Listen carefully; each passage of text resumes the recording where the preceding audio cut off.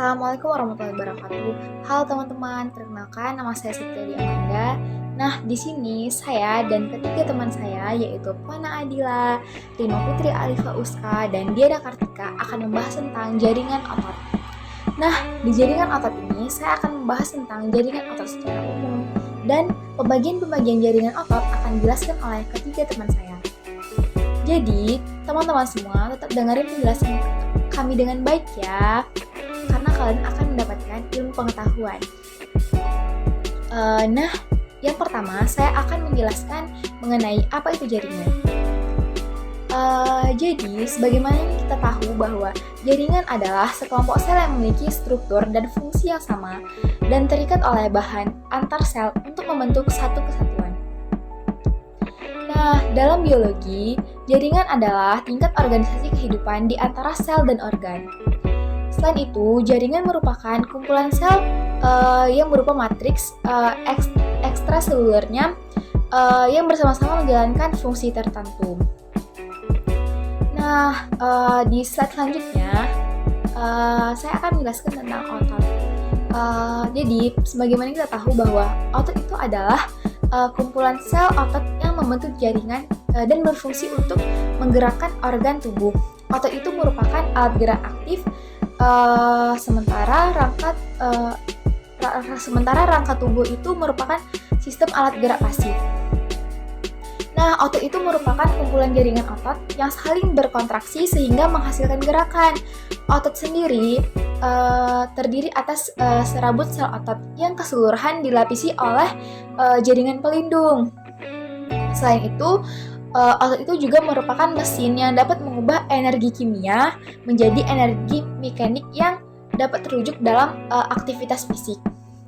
Dalam hal ini, otot itu dapat berkontraksi dan berelaksasi dikarenakan adanya ketersediaan energi dari sistem energi.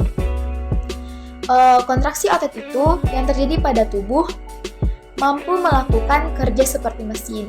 Nah, oleh karena itu, makanya manusia tuh sering bergerak dikarenakan ada otot yang membantunya. Nah, di slide selanjutnya, saya akan menjelaskan tentang jaringan otot. Jadi, jaringan otot itu adalah jaringan yang mampu melangsungkan kerja mekanik dengan jalan kontraksi dan relaksasi sel atau serabutnya. Selain itu, jaringan otot adalah jaringan yang terdiri atas serabut-serabut otot atau yang disebut dengan mikrofibril yang tersusun atas sel-sel yang dibungkus oleh membran sarkolema. Jaringan otot ini berfungsi sebagai alat gerak aktif untuk memindahkan yang terdapat pada anggota gerak maupun organ-organ dalam tubuh. Kemudian, jaringan otot ini adalah jaringan yang lunak yang menyusun otot pada tubuh hewan dan menimbulkan kemampuan untuk berkontraksi. Selain itu, ini juga disebut sebagai jaringan myopropulsif. Jaringan ini berlawanan dengan komponen atau jaringan lain yang disebut dengan tendon atau perimesium. Kemudian, jaringan otot ini terdiri dari sel-sel memanjang yang juga disebut serat otot. Jaringan ini bertanggung jawab atas pergerakan dalam tubuh kita. Otot ini mengandung protein khusus yang disebut dengan protein kontraktil yang berkontraksi dan rileks sehingga menyebabkan gerakan. Selanjutnya, saya akan menjelaskan tentang fungsi otot.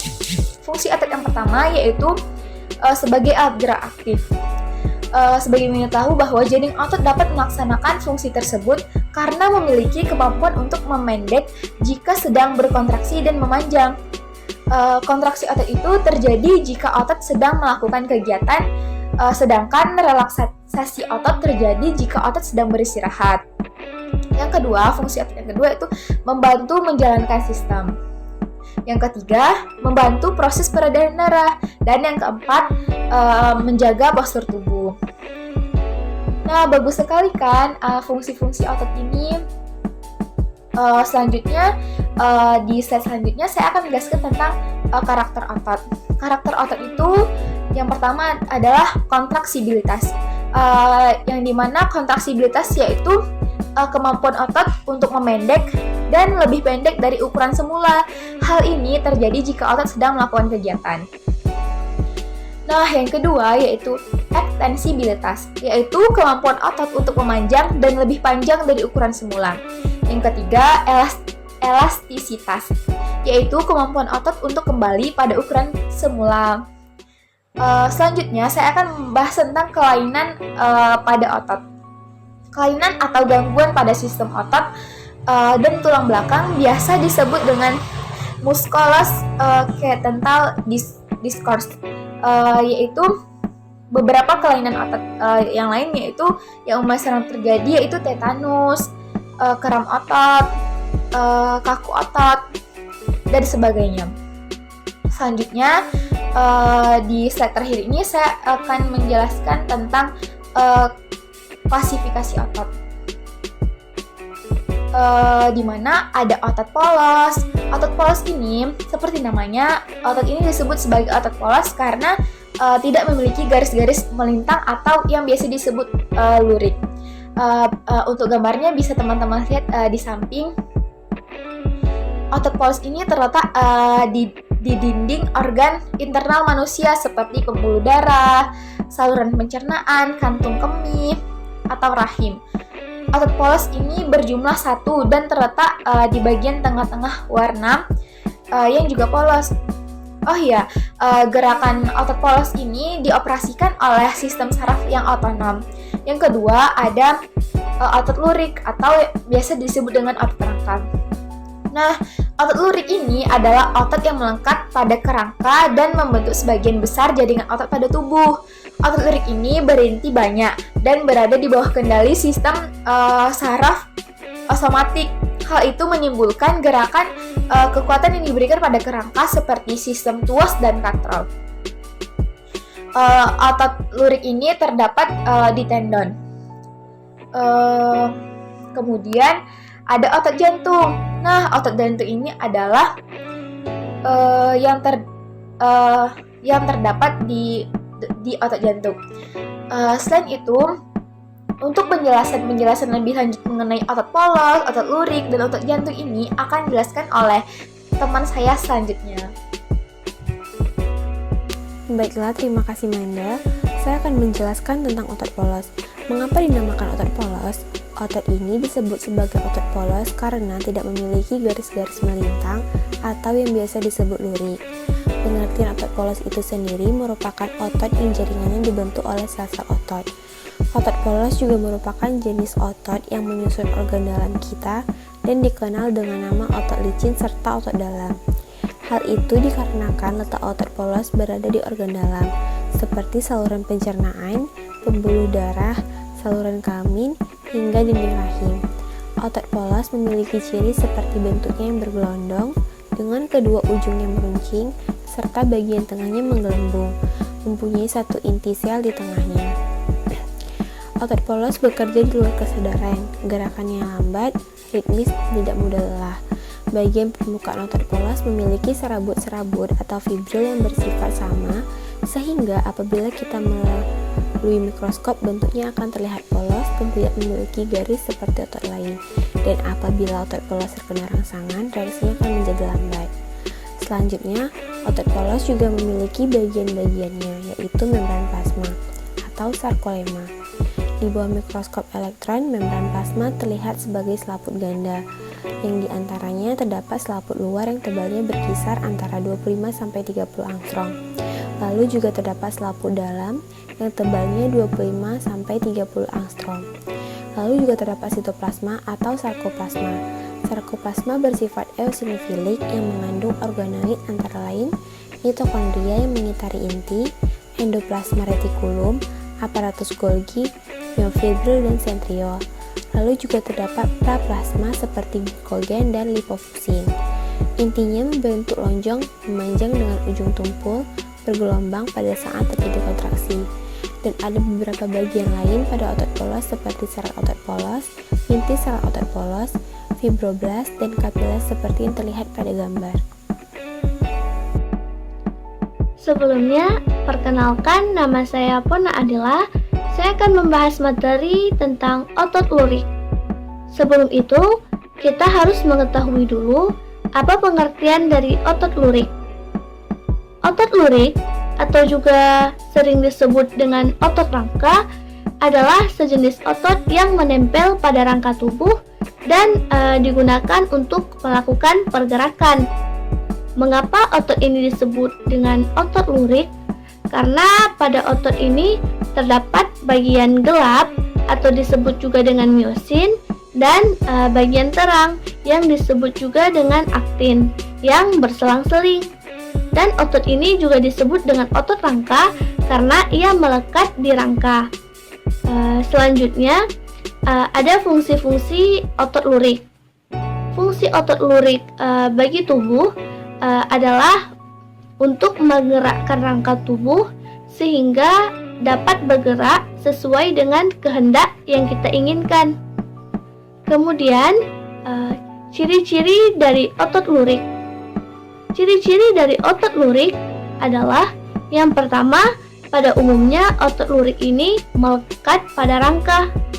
Otot yang terdapat pada rangka tubuh dapat digerakkan atas kehendak kita atau otot sadar sehingga disebut sebagai otot motorik. Yang kedua, aktivitasnya lebih cepat dan mudah lelah.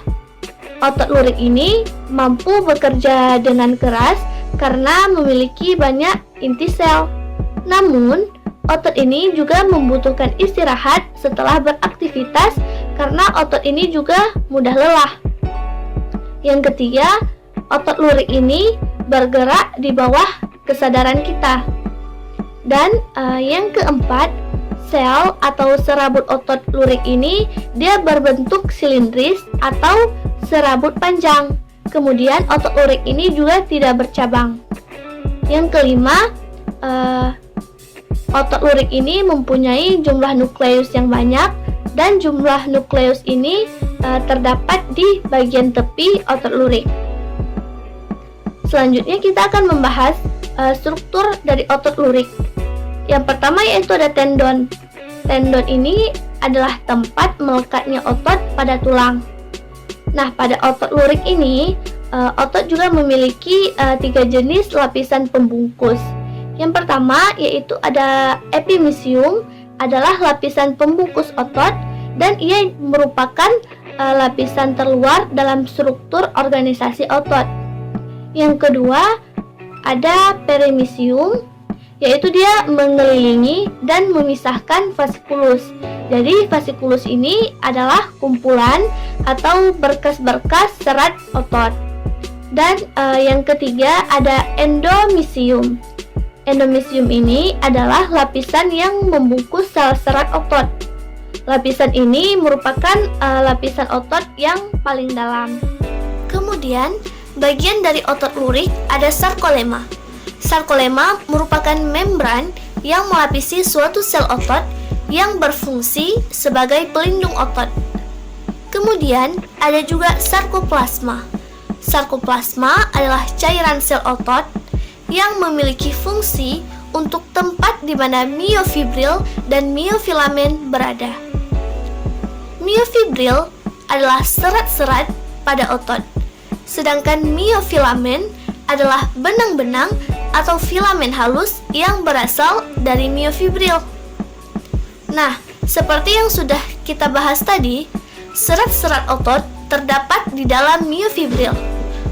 Otot rangka atau otot lurik jika dilihat dengan menggunakan mikroskop akan tampak suatu serat yang berlurik. Apa yang menyebabkan lurik ini? Ada yang gelap dan ada yang terang.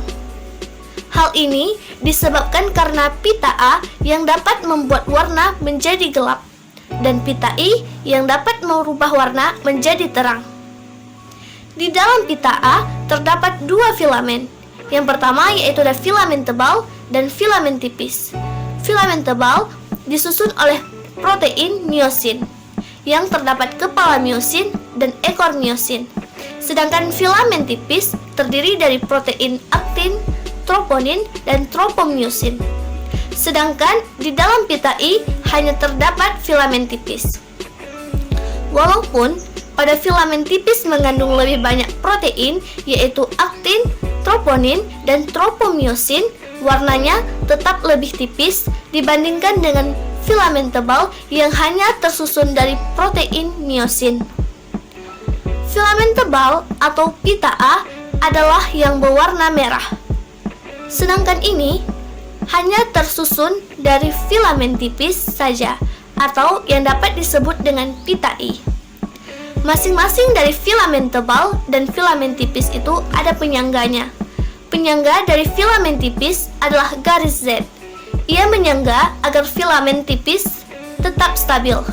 Sedangkan filamen tebal disanggah atau ditopang oleh garis M. Garis M ini berada di bagian tengah pada filamen tebal. Kemudian, pada bagian tengah pita A, ada daerah yang hanya terdapat filamen tebal saja. Daerah ini disebut sebagai zona H.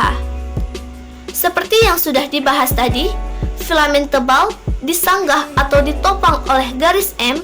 Ternyata, selain disanggah oleh garis M, juga ia disanggah oleh protein lain. Protein itu adalah protein titin. Protein titin ini berada pada ujung garis Z menuju ujung garis Z yang lainnya. Titin ini berfungsi menyangga agar filamen tebal ini tetap stabil. Untuk pembagian jaringan otot selanjutnya, yaitu ada jaringan otot jantung. Nah, mari kita simak apa yang dimaksud dengan otot jantung. Otot jantung adalah otot lurik khusus yang terdiri dari sel-sel memanjang dengan banyak inti yang terletak di pusat. Otot ini tidak berada di bawah kendali sukarela. Otot jantung ialah otot yang membentuk jantung. Kemudian ada juga otot jantung, yaitu terdiri dari sel-sel individual yang panjang atau cabang-cabang yang berjalan sejajar. Sel-sel tersebut memiliki inti tunggal. Pada tempat perhubungan ujung ke ujung terdapat diskus interkalaris yang merupakan pertemuan dua sel dan menjadi ciri khas dari otot jantung itu sendiri. Lalu, mari kita lihat apa aja yang menjadi ciri-ciri lainnya dari otot jantung. Ciri-ciri otot jantung yang pertama itu ada sel otot jantung berbentuk serabut lurik yang bercabang-cabang. Yang kedua, sel mempunyai satu atau banyak inti sel dan terletak di tengah serabut.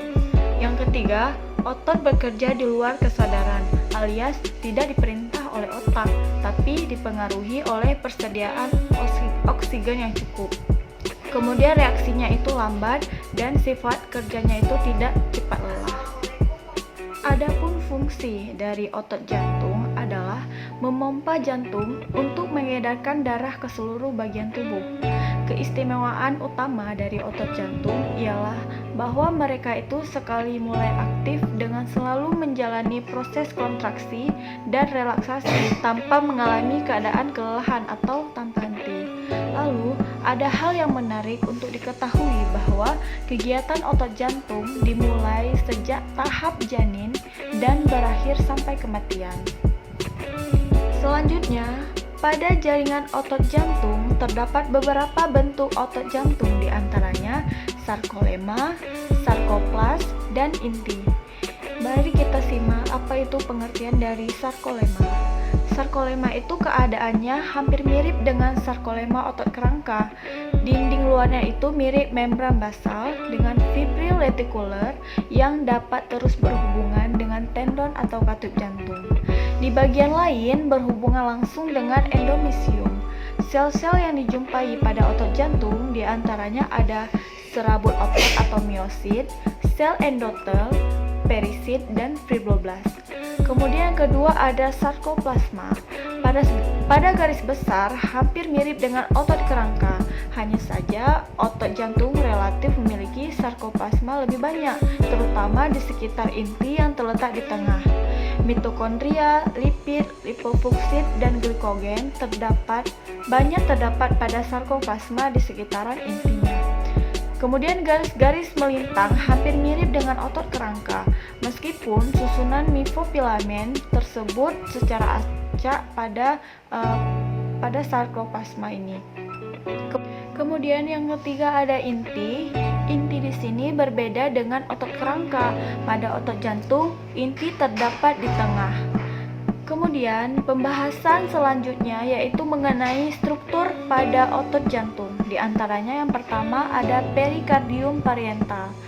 Perikardium pariental menempel di lapisan luar serta juga menciptakan lapisan cairan yang membantu melumasi jantung. Yang kedua ada sarkoma.